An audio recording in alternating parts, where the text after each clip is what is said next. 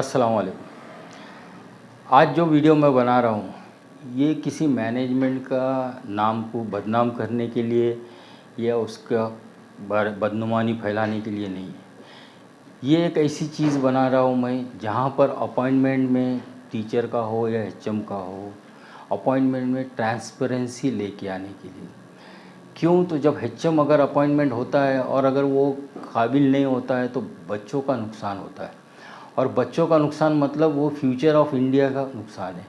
बच्चे अगर पढ़ ही नहीं पाएंगे, वो हेडमास्टर को कुछ आता ही नहीं है तो फिर वो स्कूल का एडमिनिस्ट्रेशन संभाल नहीं पाएगा, टीचर्स उसके कंट्रोल में नहीं रहेंगे, टीचर्स उससे दोस्ती बिरादरी करके इस तरह से रहेंगे।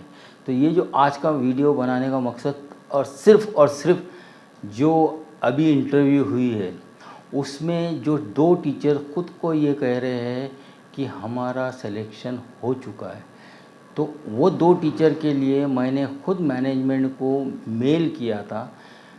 मेल करके उनके कमज़ोरियाँ बताया था कि ये गलती वो लोग कर चुके हैं और ये इसके एलिजिबल नहीं है एचएम के। लेकिन ऐसा सुनने में आ रहा, वो टीचर्स बता रहे हमने तो मैनेजमेंट से पूरा हो गया, हमारा सिर्फ नाम डिक्लेयर होने की डेट है। तो अब मैं बताता हूँ कि वो 2 टीचर्स में से जो पहली टीचर अपॉइंट हुई है वो कैसा है। ये 2014 में उसके पहले से जो वहाँ पहले पुरानी प्रिंसिपल थी, 150 बच्चे बोगस थे उसके पास।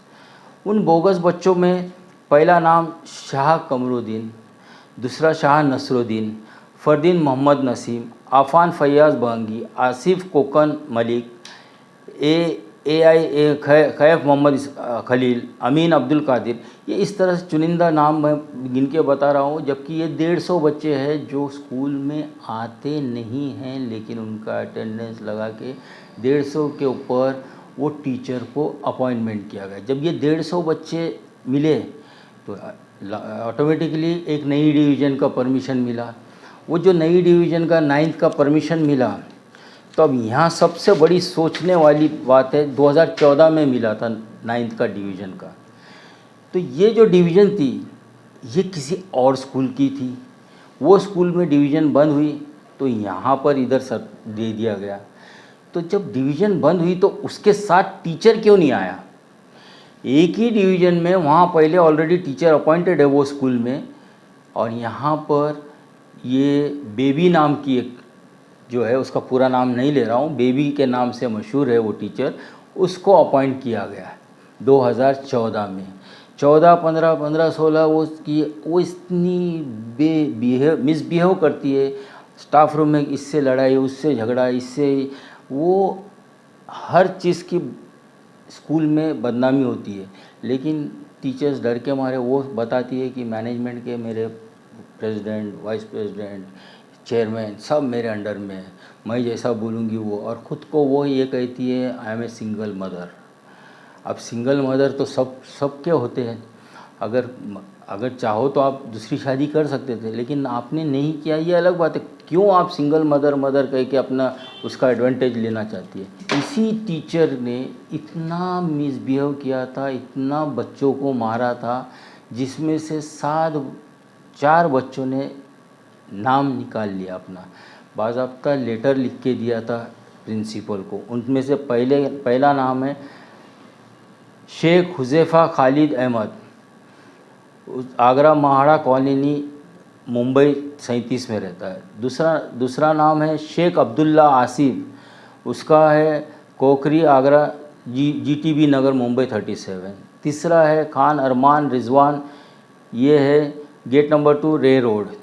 शेख जाहिद समीर, ये रहता है डेमटिकर स्ट्रीट, नागपाड़ा, मुंबई 8। पूरा एड्रेस सब चीज़ है मेरे पास। वो बच्चों का रिटर्न में जो लेटर दिया गया था हेडमास्टर को, मैंने उन बच्चों के पास से वो भी ले लिया। ये टीचर ने इतना मारी कि वो बच्चों ने आखिर में स्कूल छोड़ दिया। अब स्कूल छोड़ने का मतलब ये होता है कि वो ड्रॉप आउट हो गए। अगर ये टीचर रहते हुए ड्रॉप आउट दिला सकती है, तो अगर ये एचएम बन जाएंगी तो क्या नहीं करेगी? ये एचएम बन जाएंगी तो वो तो सब टीचर्स से भी लड़ते रहेंगी और बच्चों को भी बोलेंगी तुम खाली करो। इसका मतलब ये हो गया कि इसको अपॉइंट करने का मतलब है तुम स्कूल बंद करना आना चाहते हो। तो मैनेजमेंट इसके ऊपर क्यों नहीं कॉन्सेंट्रेट कर रहा? और दूसरा, यही बेबी इतना बड़ा मैशअप किया था। एसएससी का एग्ज़ाम जो कंडक्ट हुआ था और जो पेपर मराठी का क्वेश्चन पेपर था 10वीं के बच्चों का, वो 80 मार्क्स का बच्चों को देना था, लेकिन ये टीचर इतनी लापरवाह थी और एकदम अपने ही धुन में रहने वाली, उसने 40 मार्क्स का पेपर बच्चों को दे दिया, जिसकी वजह से सब बच्चे फेल हो गए। एसएससी बोर्ड ने इंक्वायरी कंडक्ट किया। उस वक्त जो एचएम थी वहाँ, उसने पूरी सेटिंग क्यों, तो उसने अपॉइंट किया था इसको, तो वह लेडी एचएम हेडमिस्ट्रेस जो थी उसको पूरी सेटिंग करके ये मैटर दबा दिया गया और सब ये किया। अब दूसरी एक, उसी स्कूल में दूसरी एक टीचर है जिसने बीएससी करस्पॉन्डेंस किया मौलाना आज़ाद कॉलेज हैदराबाद से। बीएससी करस्पॉन्डेंस तो कहीं होता नहीं है, प्रैक्टिकल होती है, और ये अपने वालिद के सरपरस्त में, उस मौलाना आज़ाद का इंचार्ज जो चेयरमैन हेड कंडक्टर थे वो उसके वालिद ही थे। और जो स्कूल में ये सेंटर था वो स्कूल और जूनियर कॉलेज था, डिग्री कॉलेज तो नहीं था। तो डिग्री कॉलेज के लैब के इक्विपमेंट कहाँ से आए वहाँ? ये बिना कोई प्रैक्टिकल अटेंड किए उसके वालिद ने धड़ाधड़ मार्क्स दे दिया सबको और सब बेचारे पास हुए। इसको कुछ नहीं आता, ये पढ़ाने जाएगी तो इसको सिर्फ आप जाके मैनेजमेंट ऑब्जर्वेशन करे कि उर्दू बराबर पढ़ाती है क्या। अब एक वहीं उसी स्कूल की दूसरी टीचर का है जिसने मौलाना आज़ाद हैदराबाद से बॉम्बे में रहते हुए करस्पॉन्डेंस बीएससी किया है। BSc in botany school subject नहीं है, लेकिन उसके बावजूद की भी वो की है। और उस सेंटर के, मौलाना आज़ाद सेंटर के, उसके मरहूम वालिद थे, इसलिए कोई प्रैक्टिकल का कोई टेंशन नहीं, कुछ नहीं। उस लेडी टीचर को कुछ भी पढ़ाना तक नहीं आता। मैनेजमेंट ने उसके टाइम पे जब वो टीचर बन रही थी, बहुत सारे कैपेबल टीचर्स आए थे, एफिशिएंट थे, लेकिन वो जो हेडमिस्ट्रेस वहाँ थी उसके वालिद की एकदम ख़ास थी, इसलिए क्या घपला था पता नहीं, उसके वालिद ने अपनी बेटी को अपॉइंटमेंट करा दिया। और डिपार्टमेंट ने मालूम होने के बावजूद कि मौलाना आज़ाद की डिग्री करस्पॉन्डेंस बीएससी नहीं होती है, फिर भी उसको अपॉइंटमेंट अप्रूवल दिया। भाई प्रैक्टिकल के लिए डिग्री कॉलेज के इक्विपमेंट चाहिए। जो सेंटर था वो डिग्री कॉलेज का नहीं था, हाई स्कूल का सेंटर था, तो डिग्री कॉलेज के कहाँ पर आए। इसी तरह वो टीचर के टाइम पे भी वो बहुत नाटक था। टीचर के टाइम पे भी इतने एफिशिएंट कैंडिडेट्स आए थे, लेकिन उनको हटा दिया गया। और इसी टीचर का दूसरा 2022 मार्च में ये कॉपी करते, एसएससी एग्ज़ामिनेशन के उसमें कॉपी करते हुए red hand deputy director of education का जो स्क्वाड आया था उसने पकड़ा था और कॉपी केस वहाँ रजिस्टर्ड हो चुका है डिप्टी डायरेक्टर के ऑफिस में। वो भी मैटर, वो पुरानी हेडमिस्ट्रेस जो थी इसकी ख़ास थी, इसलिए वो भी मैटर को दबा दिया गया। अगर इस तरह के ये टीचर्स को अगर आप मैनेजमेंट अगर प्रमोट करता है तो ये तो कंपलसरी है कि जब वो टीचर थे तो कॉपी कराए, अब तो एचएम है तो मास कॉपी कराएंगे, कौन पूछने वाला। बाहर एक वार्डन को बिठा देंगे कि भाई कोई आया तो हमको बताना, इस तरह से। अब इसी मैनेजमेंट का तीसरा, ये क्यों दे रहा हूँ मैं ये तीसरा हेडमास्टर का, क्यों, तो यही हेडमास्टर जो है टाई वाला, ये एमए बीएड एलएलबी किया है।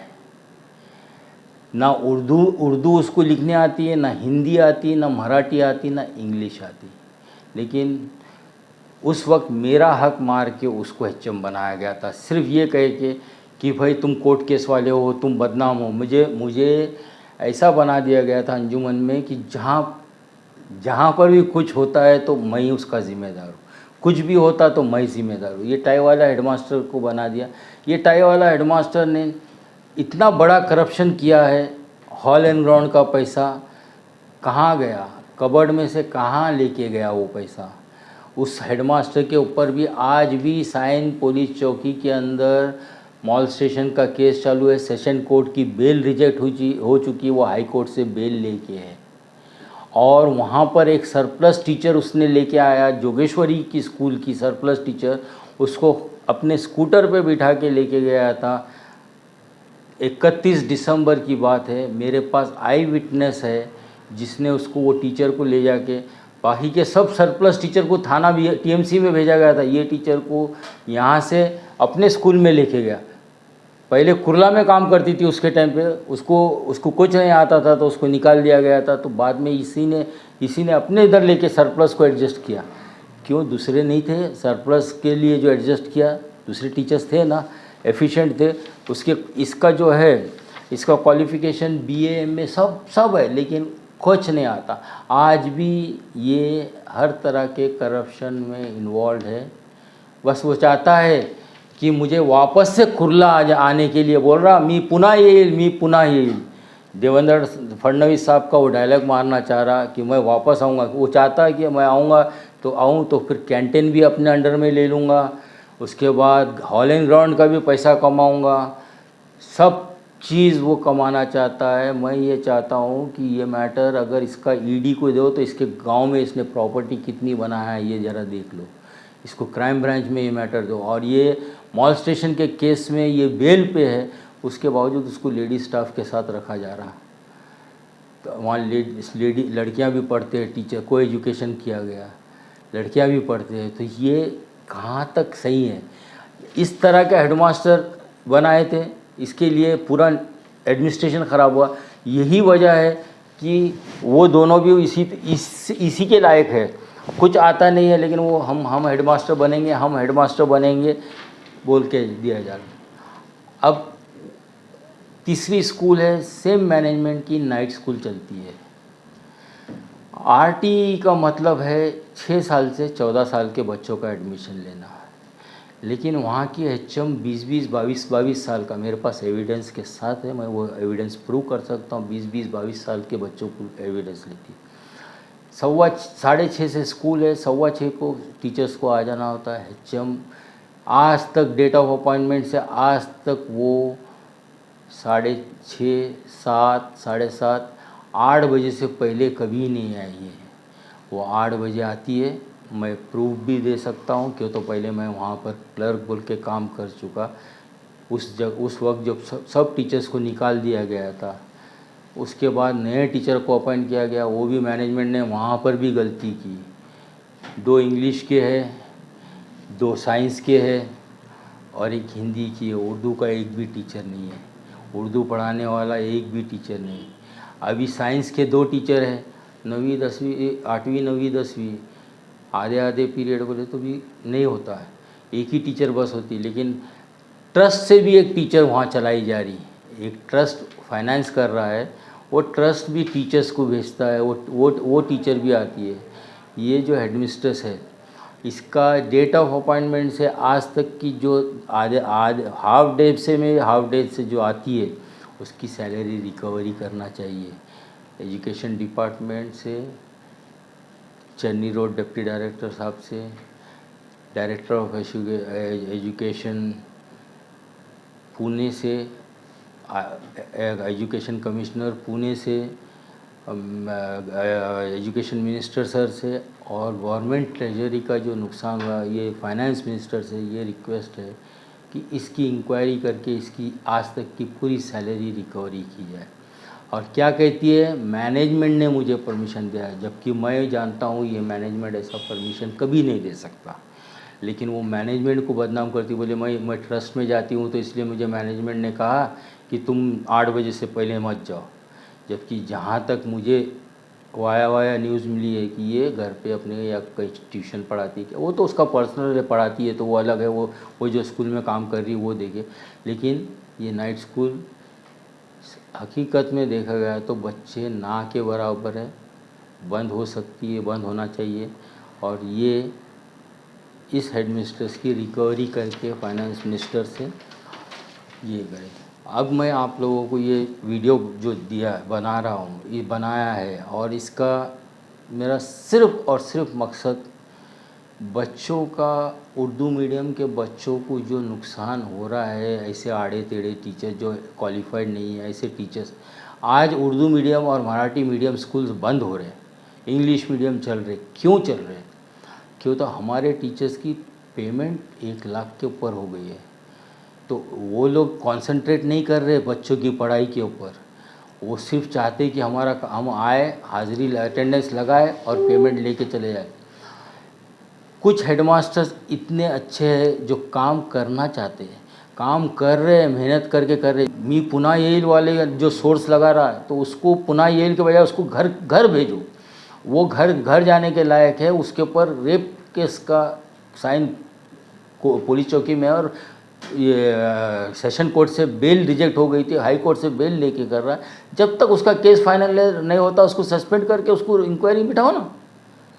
बस मेरी मैनेजमेंट से यही रिक्वेस्ट है कि ये अपॉइंटमेंट जो कर रहे हैं आप, बस ना किसी का इन्फ्लुएंस, ना कोई गाँवगिरी, यानी मेरे कोकन का है, मेरे आंध्रा का है, मेरे तमिलनाडु का है, मेरे मद्रास का है, मेरे यूपी का है, ये बंद करो। बराए मेहरबानी करके सदर साहब, आप न्यूट्रल है, कभी एक आपने रीजनलिज्म नहीं किया, तो मैं रिक्वेस्ट करूँगा कि आप अच्छे से, जब तक आप आए नहीं, आने के बाद आइए, मैं आपको पूरा एविडेंस के साथ ये दोनों बेबी की और वो बीएससी वालों का मैं प्रूफ के साथ आपके सामने बैठ के पूरा एविडेंस दूं, ताकि आपके इदारे में बदनामी ना हो और कोई स्कूल के गलत सिलेक्शन ना हो।